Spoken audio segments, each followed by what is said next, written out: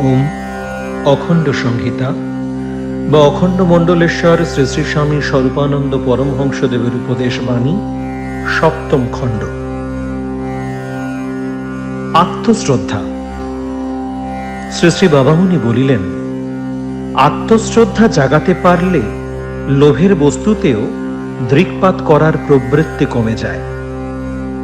এই যে আমি একটা ভোগের জিনিসের পিছনে ঘুরে বেড়াচ্ছি, এতে কি আমার আত্মমর্যাদা রক্ষিত হচ্ছে না ক্ষয়িত হচ্ছে?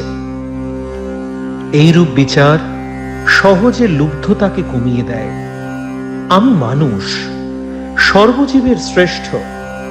দেবতারাও ভগবানকে পাবার জন্য যে তনু আশ্রয় করেন বলে কথিত হয়, সেই সুদুর্লভ তনু আমি পেয়েছি।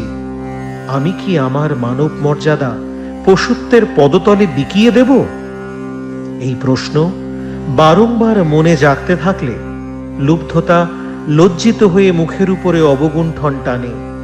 সুতরাং প্রাণপণে চেষ্টা করো যাতে প্রত্যেক যুবকের ভিতরে আত্মশ্রদ্ধার উন্মেষ হয়। আত্মশ্রদ্ধা যার যত বেশি, পাপের সম্ভাবনা তার তত কম। আত্মশ্রদ্ধি পাপকে ঘৃণা করে, অনাত্মশ্রদ্ধি পাপে গৌরব বোধ করে।